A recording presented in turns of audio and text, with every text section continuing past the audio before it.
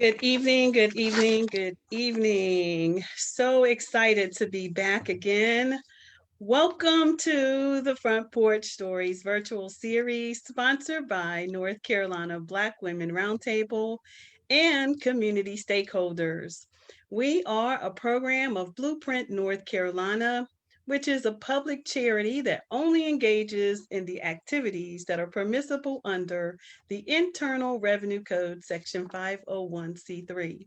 We do not participate in activities coordinated with any candidate, political party, or other partisan entity.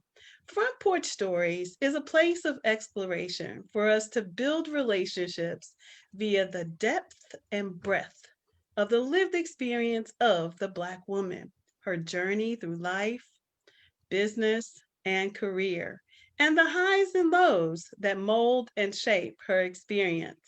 That experience that is influenced by family, faith, education, community, and a landscape that is constantly changing by the decisions we all make every day as citizens. That experience that gives her purpose and meaning to help others.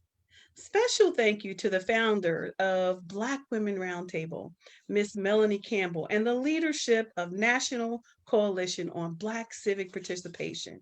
Our North Carolina founders, Aaron Bird, and the array of beautifully melanated Black women around the state who created a pathway for NCBWR to build in North Carolina.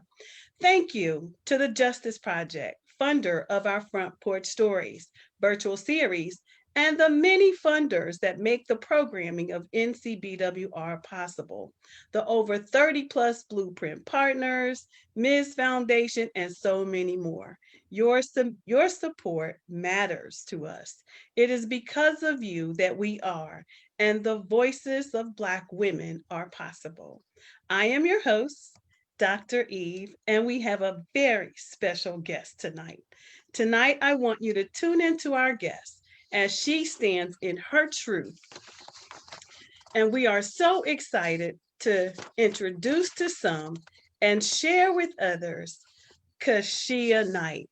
Please like, heart, comment, and jot down a few questions for our Q&A section at the end as long as times permit. I am honored to have with me Kashia Knight. Good evening Good and welcome evening. to the Thank Front Porch Stories. you for So having excited that you are here. We are so grateful that you accepted the opportunity to share with us. So, Kashia, this is me. all about you tonight. We're going to have a conversation. It's just me and you sipping a little tea along the way. I don't have any. No. Tonight, again, is all about you, your why you do what you do, and the people you serve and their safety and safety nets. So, who is Kashia? Who is Kashia Knight?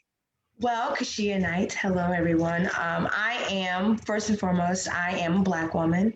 I am a Black veteran. I served in the military. Yes, Wow.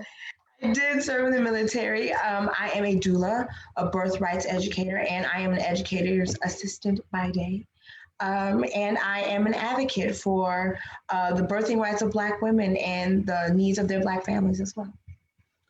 Wow. So Kashia is donor trained doula who focuses on educating Black birthing families and communities on their rights and abilities to have both healthy and sacred births of their choosing.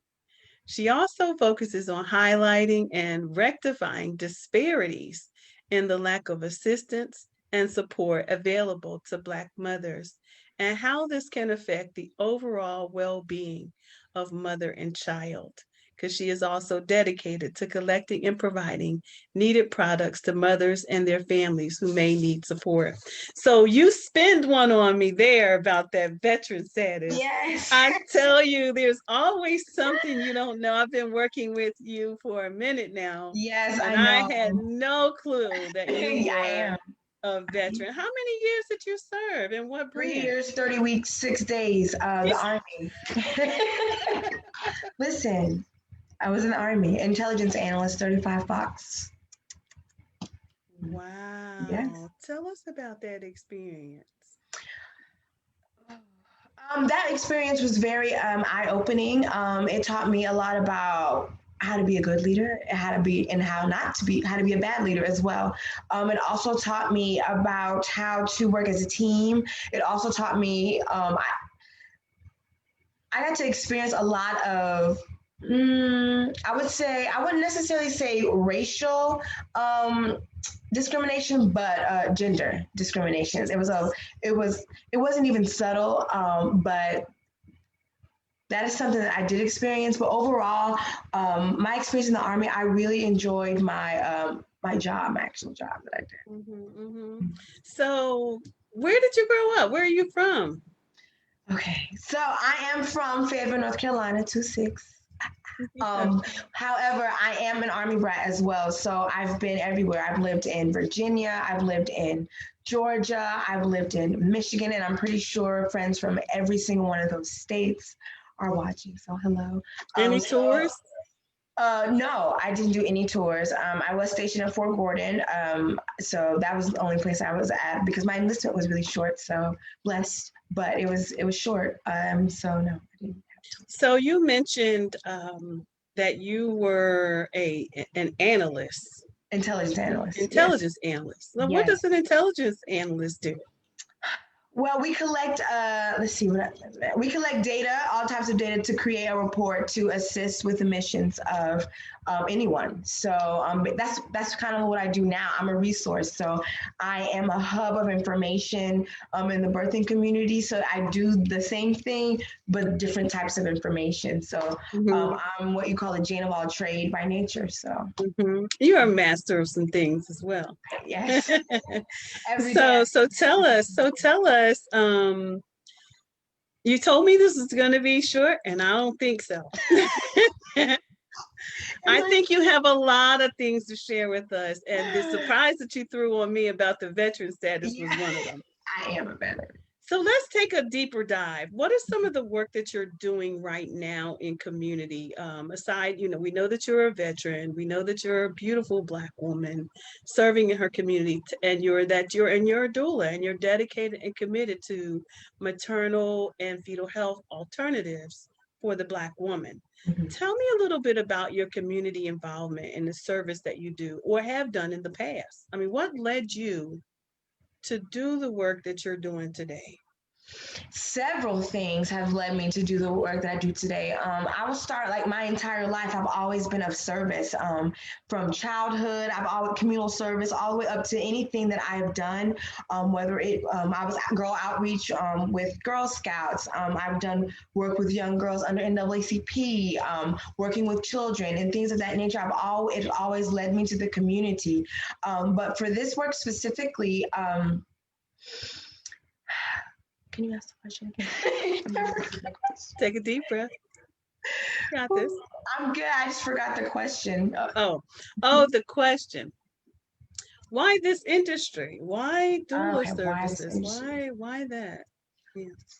most importantly because I'm a Black woman and I'm a Black woman who doesn't have children yet. So I want to make sure that I am actively a part of the change to have a more receiving world for when I bring forth my own children, because I don't want to have these fears I do have. So I turn my fears into actual activism because I've seen, if you look in the news today, the rate of Black women that are dying in childbirth up to a year after childbirth is increasing, and I don't want to be one of those numbers. So instead of just being fearful, I took action and decided to become the change, become the change I wish to see. And so that when it is my time to have children, I am more comfortable because I have set a precedent and I have set a foundation where I will be able to have children how I see fit, how me and my family see fit, according to how I see fit, without any intimidation, without any pressure, without any coercion or anything of that nature. So Okay, so a doula has to get extensive training to bring babies into the world. That's a big deal, right? I remember having a midwife Mhm. with my first baby, and I chose a midwife because I just wanted a different kind of care.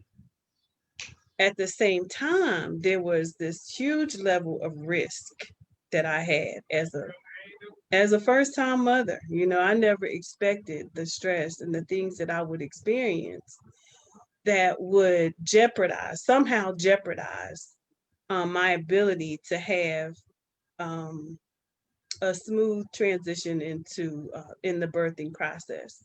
Tell us a little bit about your training and what was required of you to become a doula. So one of the things that doula is, and a lot of people don't know the difference between a midwife and a doula. They try to interchange them, which it's not. That midwife is that medical assistant that can give you that medical advice and things of that nature. The doula is that support. So we're that emotional support, we're that physical support. We give you that support you need with your body, with your health, or anything of that nature to support you with that birth, helping you educate you, and equip you with the knowledge to speak out, to say what you need. We're that support. We're that resource. So for example, if uh, she goes to the midwife and says, I'm having back problems, and the midwife can say, well, talk with your doula, and she can help you with specific stretches or walks and things of that nature. That is how they coincide. That's how they're important. A lot of people think it's either or, when actually it's like a triad: the mother, the doula, and the midwife. Oh, okay, I see. So you're providing support at the onset, support during, And support after, even before family, support after. conception, even before conception, if you So want tell to. us about what that support looks like before conception. So making sure your body is giving you information to prepare your body for conception. So information on what you should be eating, how your body should be, and things of that nature. Providing those sorts of information like that. Hmm. Are you required to take nutrition classes and things like that, or do you Well, just see, that's provide? the thing. It's alongside with the support of the midwife or the doctor. So let's just, Oh, great. a mother is pre-diabetic and she has to have a certain thing. She'll come to me and I'm like, okay, so what does this look like? And I'll give her all the information she needs for a pre-diabetic pregnancy, and we can figure out a plan that way. I That can't makes diagnose sense. her, I can't Yeah. have that, but Yeah, that makes sense. her support. I'm a part of her birthing team, Hmm. so to ensure that baby comes in and we abide by the code or whatever the doctor or midwife says. And if she has a question, then I will help her find the information she needs to then ask that midwife or that doctor, and to encourage her, like, you have that, you can do it, that confidence, things of that nature. Okay. So tell me about the family. So now you have the mom, Mhm. you have dad, you have siblings, you may have whoever the mom wants to be a part of that team, familial. Mhm. Tell us about how you support that family that way. Well, that it comes in with the education of the family too. Part of the doula work, making sure that they feel included, because oftentimes people think a doula replaces the family, and that's just not the case.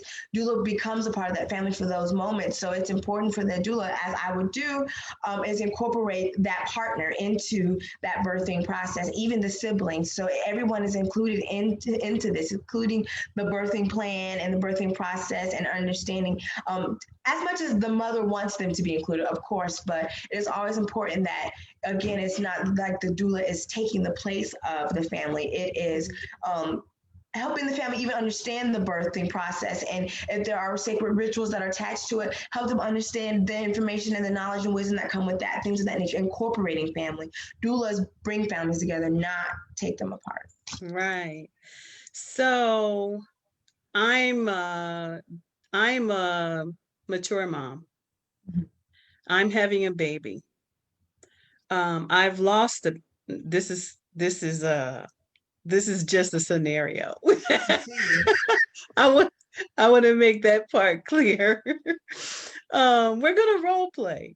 I'm a seasoned mom. I have two other children. Um, I lost a baby for real. And I'm now my goal, our family goal is we're gonna have this fourth baby. Well, I have three and we're gonna have this fourth baby. And that was our goal. And I'm scared to death really because I don't know what happened. I don't know what part I played. I don't understand why I started losing children.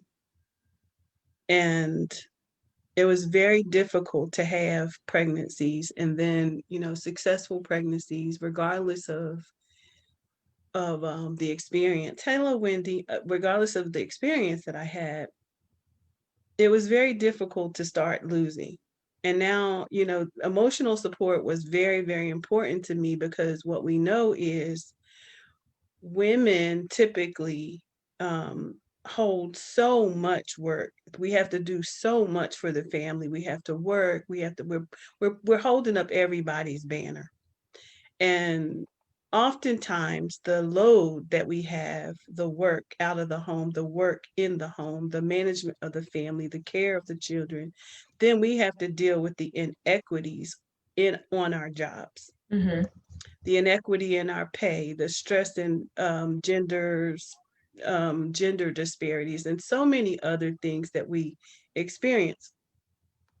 Okay, and so what I experienced was really hard, and I had to make some really hard decisions on the safety of my my child. Mm-hmm. What are some recommendations that you would give to a mother who's feeling all of this, you know, experience? Well, first of all, as a doula, we're here as emotional support because when the mother is tense and like this, it can be hard to, embrace the pregnancy and later in birthing and things of that nature. So the first thing I would do is let her know that it is not her fault that she has lost. Oftentimes when women lose, they internalize it's like, well, what's wrong with me and why not me?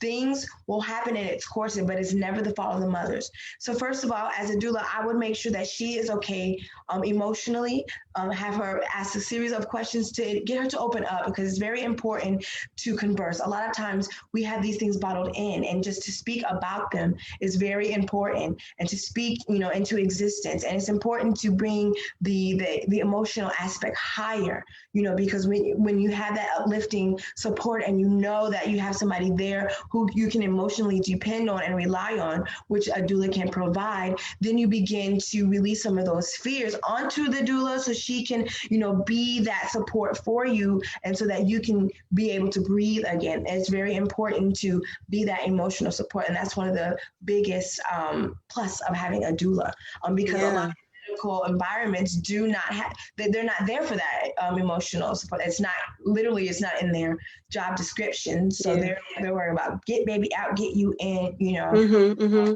respect to those in the medical field, but that's how that is. So that is why it is important for that emotional aspect, because when you have that emotional balance, then everything else will begin to flow, and you begin to express and talk and be that outlet and assist that mother in having that outlet, and then everything will begin to become more smoother for her in that way. Okay, so we're going to take a quick commercial break so that our technology runs a little smoother here. We're going to go off screen for just a second. If you will. Okay. So, thank you all for being out there. I had to break for a second for some technical difficulty. Thank you all for hanging in there with us. Um, we're really excited that you all are here. Thank you so much for joining. I see our partners out here. We're just going to say hello to them. Thank you so much. I see you, Tia Somerville. Thank you for being here. Thank you for all your support. Y'all, we have got some amazing partners over the last few weeks. We have really been honing in on developing sound, measurable, scalable relationships throughout our state with amazing Black women so that our wheels can be well oiled and the work that we do to support Black women sustainable. And so, thank you so much for Andrea for being here. Andrea says, Kashia, your mom. I think it was your mom, Andrea Knight. Yes, Is that your Andrea. mom? Yes. Hi, Mom. She says you were born in the army. I was. Yeah. See, I was. So we're back, everyone. Just wanted to stop for a minute for technical. Thank you to my global sister, Wendy Alexander, who's here. Um, yeah, the cultural guru for being here. And I'm sure she would have a lot of questions about the differences in birthing, even from a cultural perspective. I'm sure that would be completely different. Andrea says you were born in Germany. Were you born Yes, in Germany? Frankfurt, Germany. I was. I was. My father was in the Wow. military. They were stationed in Germany. Me and my brother were born there. Yes. Yeah, my brother. So she was born in Germany. Look at Yes. all this good, rich Thanks, information. Mom. I'm loving the experience. Thank you, Yolanda, for being here. A longtime mentee and woman of superior status. Look, who was born in? She said you went to Kuwait. So thank you all for being here. We're going to move right along. Thank you for hanging in there with us through our technical difficulties. Sometimes we have those. I have a two-part question. Okay. Army, um, teaching, working with the little kiddos, working with moms seems like the perfect strategy Mhm. that aligns you to the work that you are doing today. Now, I want you to I want you to help me peel back this onion a little bit because we know, like you said, you don't have children yet, but you have No. experience. Yes. You want to create a pathway to Yes. make your own choices. You Mhm. want to create a pathway that respects and honors what you want when you get ready to have children. So you have created, in essence, when I think about your why, and the information that you've shared, I think about your avatar. I think about the person that you're targeting. You're a Black woman. You understand clearly the disparities, the death by pregnancy, death Mhm. by birthing, the struggle. It's real. Tell me a little. Can you share with me some of those pain points that you're when you're speaking with those mothers who are looking for alternatives Mhm. to birthing processes? Mhm. What are their greatest fears? Why do they choose a doula? Honestly, a lot of the women I have spoken to have already had children in the hospital system, and their experiences have always been traumatic. When they describe birthing, they always say their babies were ripped from them, or they were unconscious, or they didn't have a choice, or they felt coerced, or things of that nature. It's always been a story of almost terror. And another thing, it's always, and it got me to thinking that some of the black person's first experience with racism is birth, because oftentimes that black mother is not being heard when they say they don't feel well, when they say they don't want to, they don't want to birth on their backs, or things, little things of that nature, that they're hot, it's gone ignored. They're deemed exaggerating and things of that nature. And these are all the stories that I hear from mothers, the first, like during their first children and pregnancies. And so they reach out for their next pregnancies when they hear more about doulas, because they don't want to have those experiences again, especially in the time of a revolution like we are in now, when everything done wrong is coming to surface. So now you hear the story of the black mothers, especially because of the death rates are increasing. So you are starting to hear more mothers say, well, this happened to me, or this happened to me, well, this happened to me, or even miscarriages.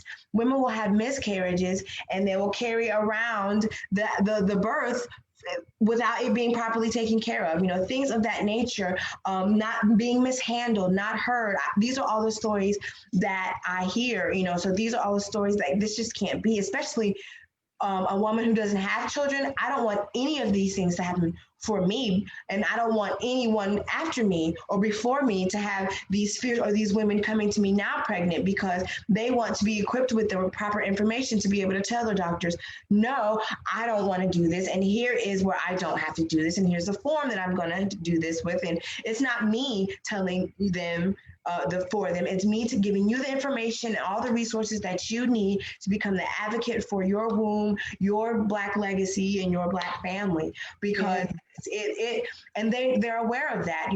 I'm really for every mother that comes past me, mother and or her family members who want to be educated in birthright. You will become an advocate, so you can become your own critical thinker, so you can educate others, so that we will no longer be manipulated on that bed when we're in our most vulnerable states. Wow.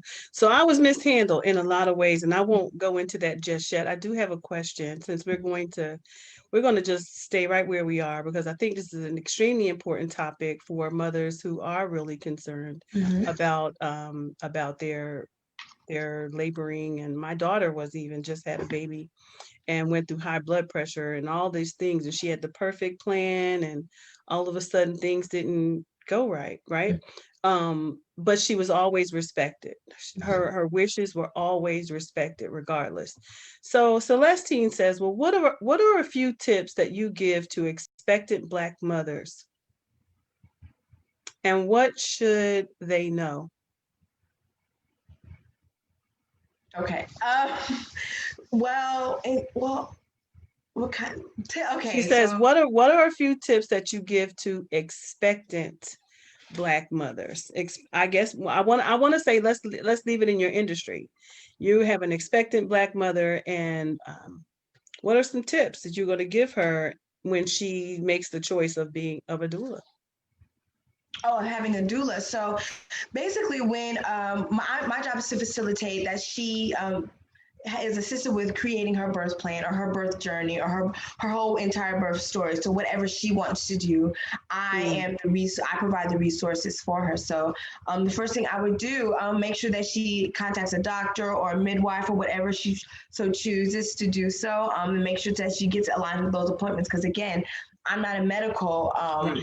provider, so I can't, do any of those things. Hmm. So make sure I can help her find the right doctor or the right midwife. I can, do that research for her. I can say, well, this one, they listen to Black women. They make sure that Black women Hmm. listen to her, because that is a thing. That is a thing. Will they listen to you? Will they push for C-section? Will they won't?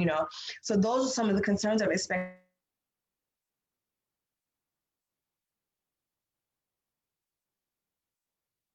Can you hear me? Hello? Can you hear me out there, audience?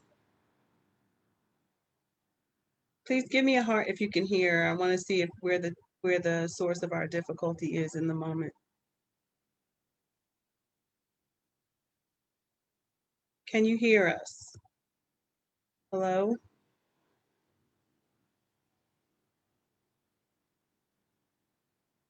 Okay, so I see that we're still okay. So there apparently was a glitch somewhere in the technology. So we're going to take another commercial break, and so I see as I was listening to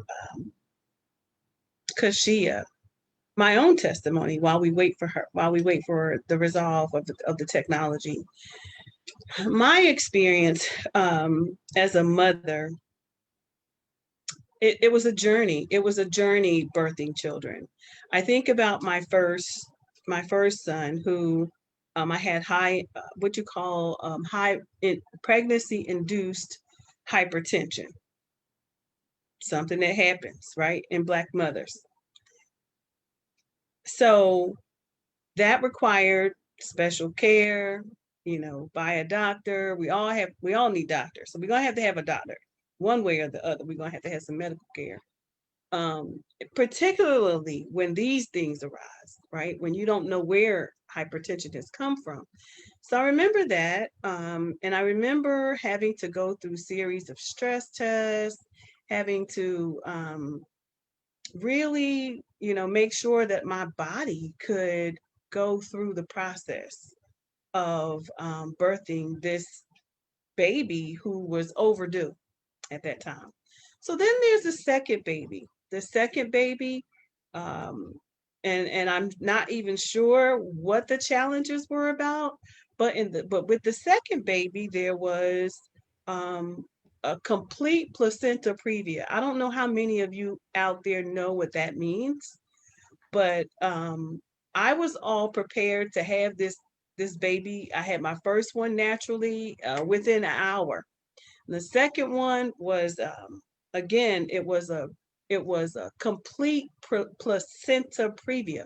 What that means is that my baby, the placenta sat was positioned on my cervical os, and your cervical os is the opening of area in which the baby exits, but my placenta was sitting in that area. Mm. 99% of the time, if a placenta, where the placenta plants itself is where the placenta stays until that baby is born. So for me, in the second pregnancy was the placenta a complete placenta previa.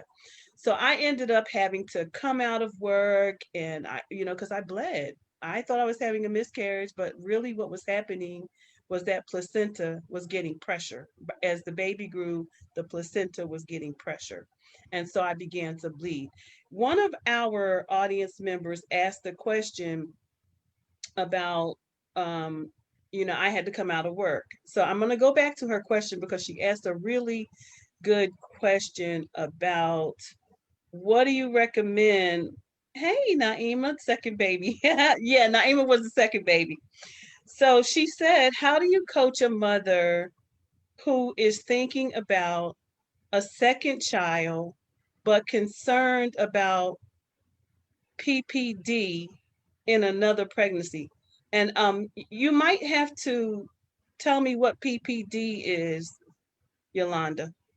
Is she talking about postpartum depression? Oh, yeah. There you go. Postpartum depression, because that was a big deal. Come on, help me with that one.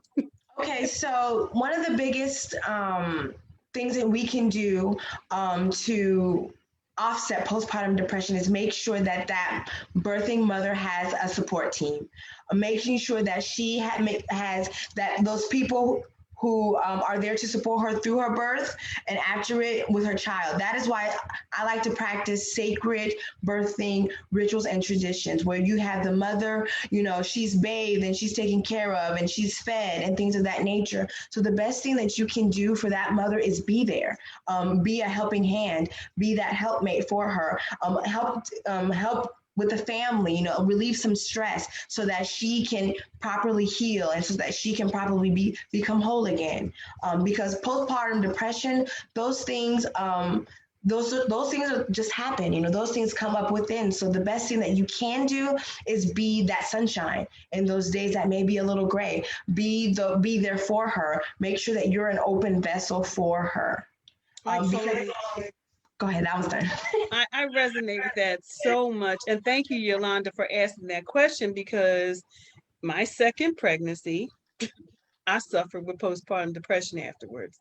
But again, I was on bed for 7 months. Like I could not get out of the bed. I could not go to work. I didn't have my mom. My husband half knew how to take care of me. I had a small baby who was 3, just like he was my baby. 2.5, was he 2.5, maybe 2.5, 3 years old. And now I'm hot, and I'm toggling between home and hospitals. I can't care for him. Then after all of these months of carrying this baby, I end up in the hospital for nearly 2 months before she's born, right? At that point, I'm like just over all of this. I'm over all of this. And as much as I love this little baby, I'm challenged right now. So I had my beautiful baby. I didn't have her the way I wanted to. I had her, C-section. So now I'm dealing with the C-section. Something that my body never had that kind of surgery or maybe it did. Yeah, maybe it did, but not that kind.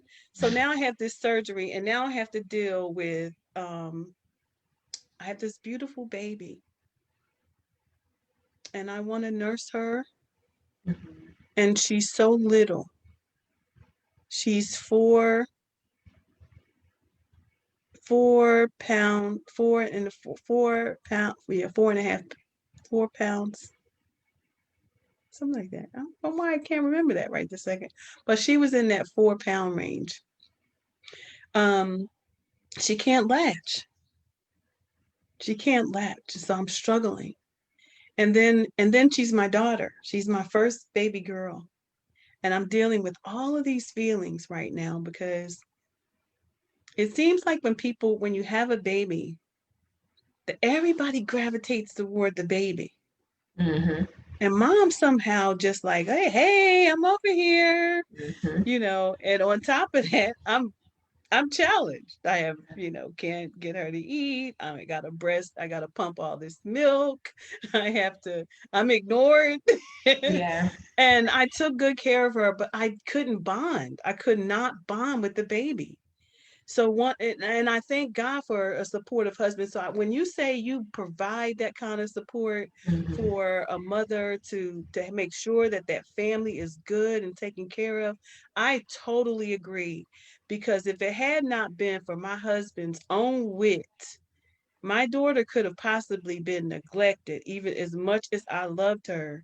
She stood to be neglected because I would dress her, I would feed her, but I wouldn't bond with her. Mhm. So he would come home and he would literally like take off. He would come off on lunch because he knew something wasn't right. He would take off his shirt, because he had to bond. He did it himself. And he skin to skin. He would see the baby laying in the crib. I'm perfectly made home. Like I'm a homemaker.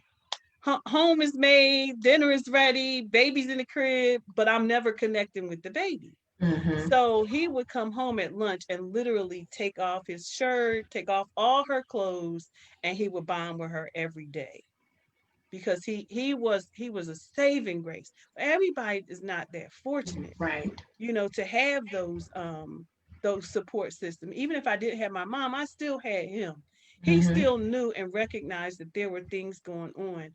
And that postpartum depression can last long past 6 weeks, 6 months, Yes. a year even, depending on the severity, the depth, the brevity, or the severity of that particular case situation for that woman. Absolutely. So we have others on here saying, Naima says, I would say build your community and start seeing a therapist to Mhm. support you through it because that's Absolutely. critical, right?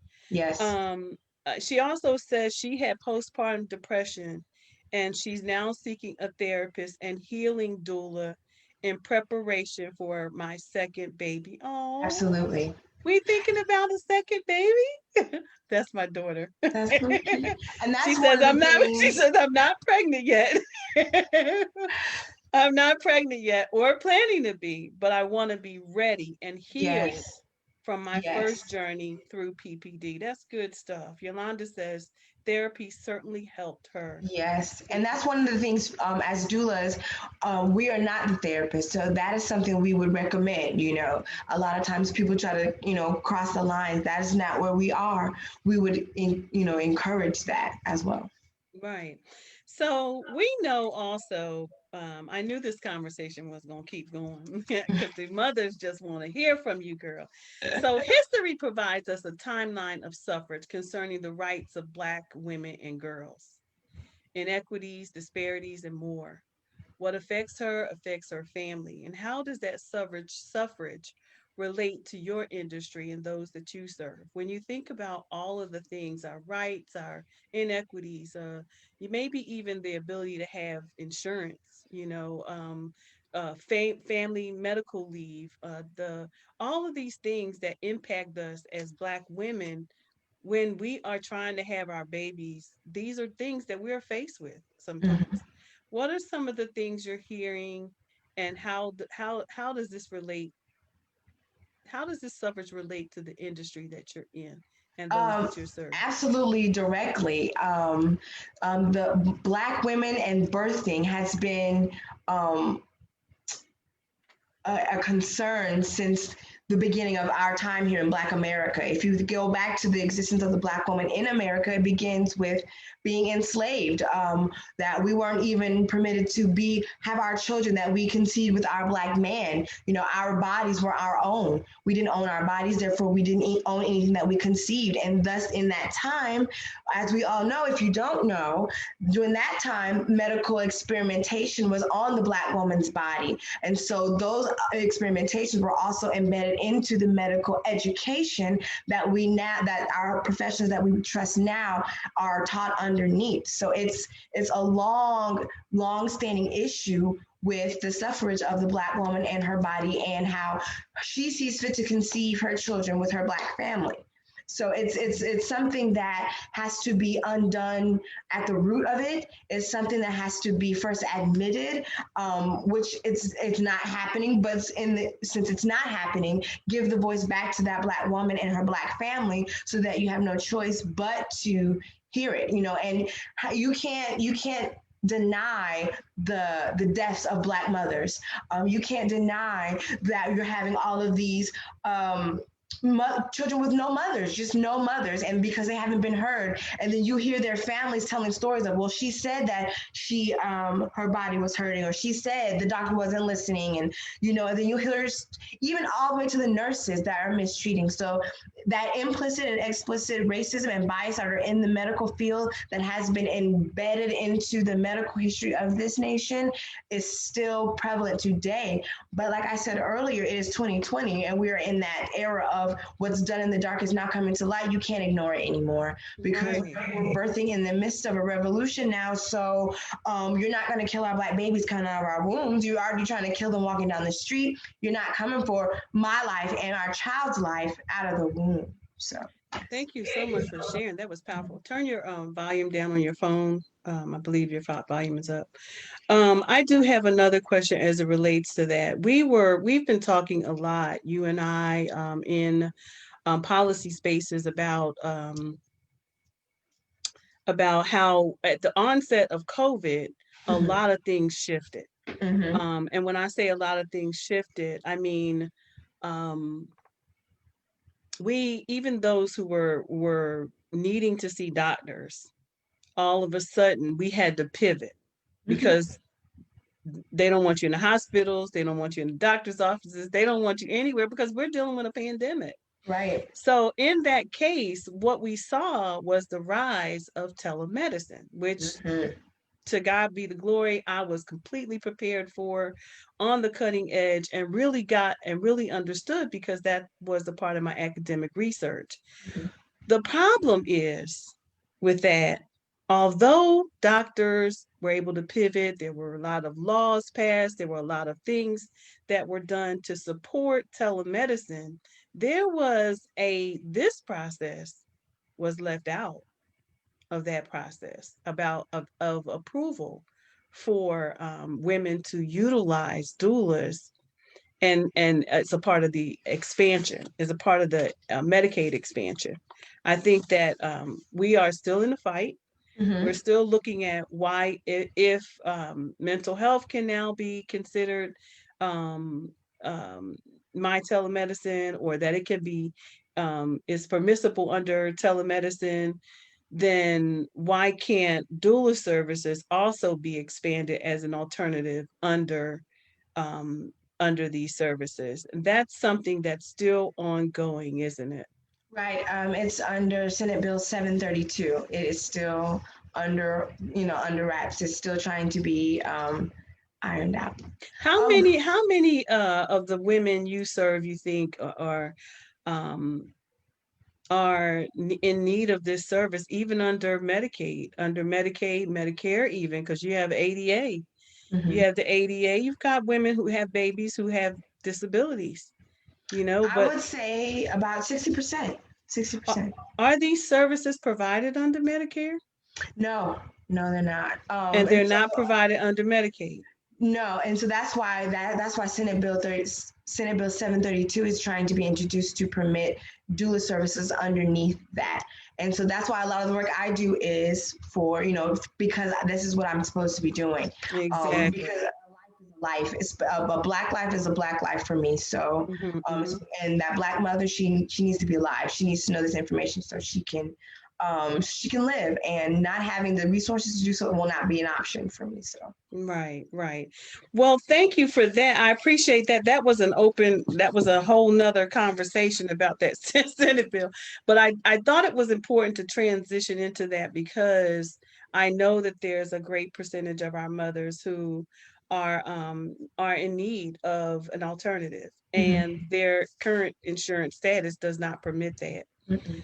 Now, COVID brought on a whole new set of issues. Yes. Talk about that for me, from the experience of your population that you serve. Well, because COVID happened, and a lot of doctors are not allowing, women to come in because they don't want to spread the virus, it has increased the need for doulas. It has come to the point where now, because a lot of women go into the doctors because they may have concerns and, questions, and now the doctors are saying, well, wait, if it's not an emergency, please stay away. So they are turning to doulas for that resource, to be that aid, to be that emotional comfort, to provide, the resources that they may need, those questions that they may have answered, those determinations, to be that support. So it's actually been really a blessing for doulas, and also moving into that tele aspect where you can converse virtually. For example, I provide virtual, conversations if they cannot afford a whole doula package. So it's still that personal aspect as much as we possibly can in these times, so that they can still feel heard and feel comforted, and so they're not stressed in the time of that's supposed to be special and sacred to them during their pregnancy. Yeah. So, how are our moms doing though? How are our pregnant women doing when I think of them being at the brink of having their babies and they may have it may be compromised. What are some of the things you're seeing when they have to go to these hospitals? Well, it's a lot of it is fear, of course, because there's the unknown, and then at first it was you couldn't have anyone in the birthing room with you. Now they're allowing, I think they're actually allowing a doula and a partner in there now. So as we've gone along, there's been more provision because there was an outcry because a pregnant woman in the birthing experience needs that support, needs some type of support, and she shouldn't be alone. So that evolution and that front is on the go. There's a whole movement in the birthing world to make sure that that birthing mother is supported during that time. So for COVID, they have taken a lot of precautions to make sure that it is not being transmitted. There's a requirement of like temperatures and things of that nature. So it is a safe environment to birth within. You haven't seen, if you look at evidence-based birth, it comes out just about every day. So those of you who need the information from it, I'll tell you I'm a resource. Evidence-based birth has evolving information on what is going on in the research and study of pregnancy and COVID-19, whether the transmission of it, the safety of it, latching, and all of those things. I don't know them off the top of my head, but evidence-based birth, if you want to find out the latest, you can discover that and all the research done to see the latest transformers. And it's become more safer than it was when we first began in this pandemic, because now people know what it is and how to have some precautions about it. And on the flip side, more mothers are choosing to birth at home, or to have that nature, that kind of aspect, that alternative birth, and they're looking for doulas and they're looking for midwives and they're looking for all these things because they don't even want to risk it. So you have some are first time mothers this year, and they're terrified, especially first time black mothers, because they're birthing in this time where they see constant, murder and death of the black people, which I do encourage them not to tune into. They need to know how to turn off Turn it off. the media, because your mindset and your pregnancy, that's what you need to connect with. Hmm. But that is still there, so they must be in that peaceful space. Yeah, yeah, I agree with that. Um, let's see. So So when I think about all that's going on now and the services that you provide, can you tell me a little bit about what the methods look like in the home when you're birthing with these mothers?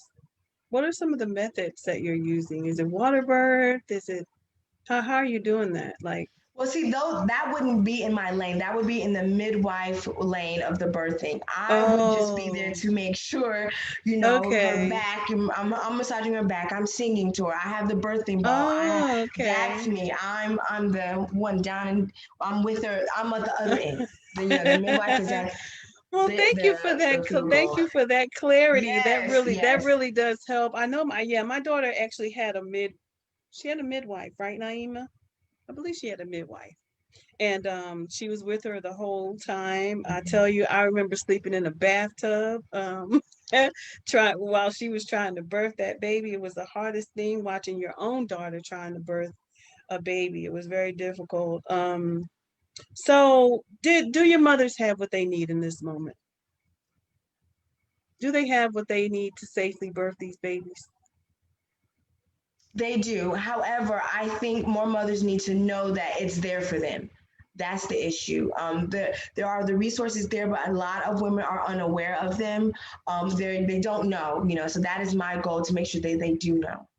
Okay. Now you mentioned all this. You mentioned the research and some of the work that you're actually doing also with NCBWR is to make sure that our mothers are aware Mhm. of of what's available for them. Are you putting together a hub of those resources, evidence practices, and maybe a resource library that they could look at and begin to explore? Actually, yes, I am.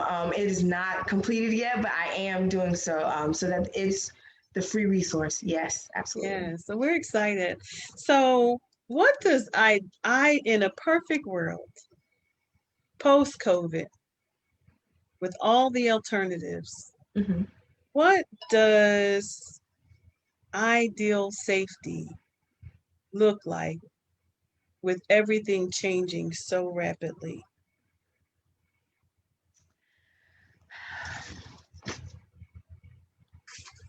For me, ideal safety really has to um, evolve with its people. A lot of times we're so used to structure and one way of thinking and doing things that is concrete and it doesn't move. But when you have a diverse of people within it that have different needs, it must be just as flexible as its people, with its people at the core of it all. So whatever that safety should look like, it look like the involvement of active voices of coalitions and people who have voices of the people, solutions from the people, not from the people looking down and assessing, people who are experiencing and can give you the living resources, the living experiences to make that adequate changing. Safety, ideal safety looks like everybody at the table telling you what their perspective community needs and it being done. Shared governance. Yes. Shared governance kind of drive shared prosperity. We thank you for sharing that. That was on point. Yolanda says if you need the financial piece, let's chat. Okay, so we're there and the ideal safety looks like you've shared with us what that ideal safety looks like. Can you remember a time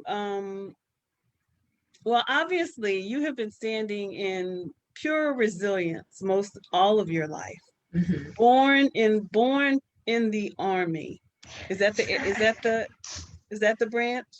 Yes, I'm Born in Army the brat. army Yes, in Germany. in Germany. This girl was born in Germany I was. and raised in the army, uh, a veteran herself, a had it not been what were the benefits? Let me go there because I Okay. haven't really talked about that side of it. What was the benefit of the armed forces for you and your family? Because you didn't have to face a lot of the things Mm-mm. that women are facing in this moment, and you've obviously set up some provisions to make sure that the path your that you continue to stand in your resilience and your choices. But tell me, what was it like? What was the benefit of the service opportunities for you? and your family? It really helped me understand the importance of a safety net. It's really important. It helped me understand how it really works with the different needs. Growing up in the military, there was something for children, for women, for the soldiers, and especially it helped cultivate each individual piece of that aspect. And so, when looking out into the work I do, it's important that the Black women is heard, her piece is heard, and that it is pressed forward so that she can be comfortable in her society, in her birthing experiences, and everything that she does, so she can continue to do the work that she sees fit for herself and her family. The military armed forces really taught me and showed me diversity. It really helped me experience different cultures and different ideologies and understand, like I said earlier, what a leader is and what a leader isn't.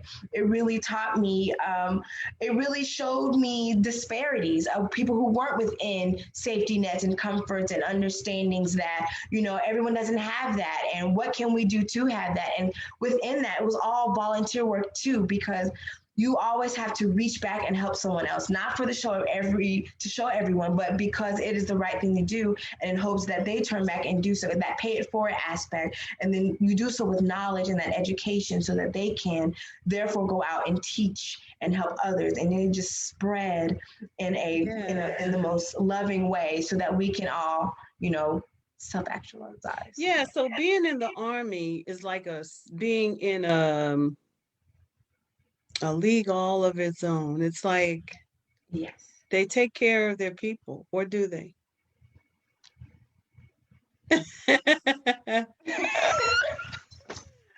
Yes, they do.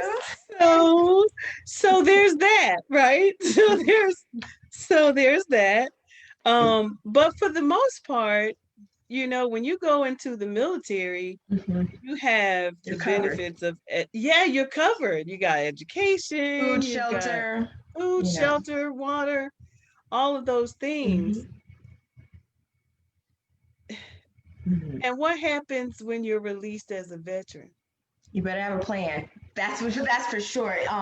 There are resources for veterans afterwards, but you have to have a solid plan of transition, or you will fall off the wayside.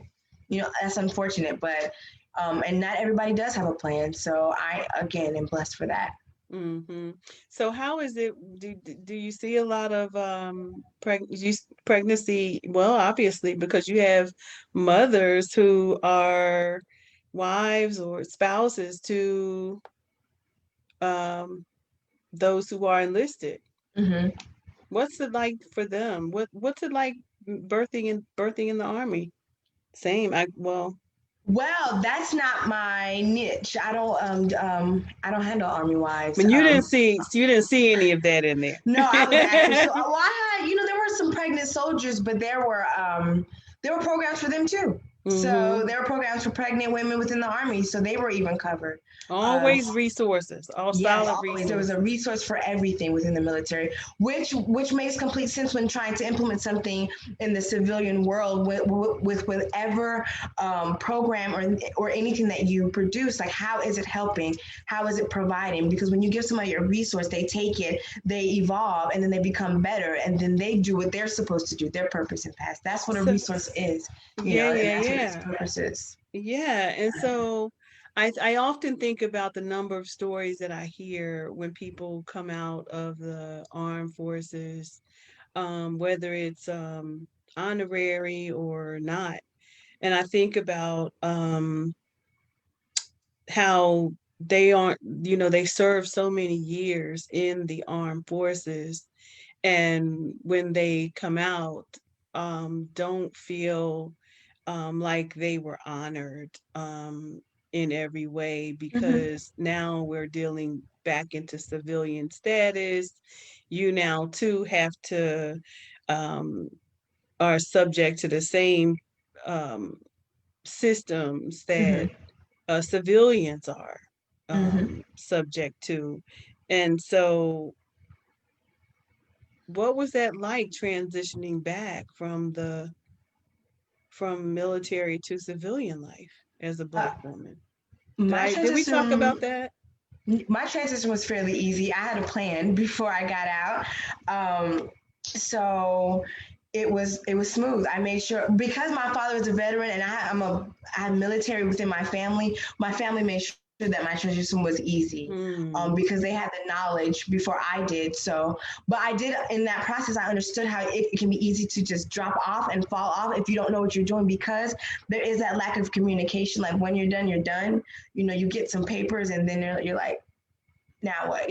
So mhm, the resources are there, you just don't know how to tap into them. So if you don't mm. have that, again, just like in doula work, if you don't have that doula, when you transition doula, basically, Yeah. it'll be hard, and then there'll be that depression, and then there'll be, what am I, who am I, because you go from a place where you're told what to eat, what to wear, all the way down to your underwear and your socks, to having to choose, do you want a number one, two, or three at McDonald's, and then that's a panic, and then because you're told what to eat, to you can make your own decisions, and so that's that transition. So I've heard you say something, because Mhm. whenever, for me, I never really like to talk about a problem unless there is a solution or I'm offering one. But you said something that was profound just then. Mhm. You said, just like a doula, you need a transition doula. You I do. thought, You do. wow, You do. You do. that was powerful. Mhm. So just in the whole framing of the word doula Mhm. as a support system, Mhm. that is a whole nother opportunity, that you just spoke. That you just spoke into existence. Just like a doula birthing a baby, transitioning from in the womb to the earth, you know, Mhm. there is a transition from the army to civilian life. For Same, the sure. doula concept is the same. The same. Wow. The same. That was so profound. We appreciate you for coming and sharing your wisdom with us. What encouraging words can you share with our audience during this important time in history? I would say, whatever you do, don't do it out of fear. Do it out of intention, out of confidence, and fervor. Nothing you do should have any doubt, because now is the time to make your claim, make your stake in this nation. Because why not now? Right, right. And even with all of the all that we're faced with right now, those who think their voices don't matter, those who don't think that they're heard, um, those who say, well, my vote doesn't count, nothing matters, because they're so discouraged with things being the way they are, unemployment, um, businesses going out of business, um, just so many disparities right now, and so many concerns in our world, of survival, Hmm. just pure survival. Um, how do we keep, what would you say to them who don't think they matter, who doesn't think that? I say, because of all that's going on, because you feel like the bottom is here, that is the time you do something the most. Because what I say, you damned if you do, you damned if you don't. So now is the time, in the times of hopelessness, that is when that spark comes to act, to move. That is that time to plant that seed. That is that time to have that faith and courage in yourself, to put forth an action that will spark a generational change, that'll your generations further on will reap from. So How when can all people else learn more about your work? say again, How can people learn more about your work? honestdoula.com, honestdoula.com. Somebody put that in the chat, please. Honestdoula.com. And H Honest Doula O N on E Instagram, S Facebook, D everything, O U L and A Twitter. dot Honest Doula. com. Honestdoula.com. That is exciting. We are wrapping up, and we want you also to join us for more Front Porch Stories. Connect with us at Linktree, that's linktr.ee/NCBWR.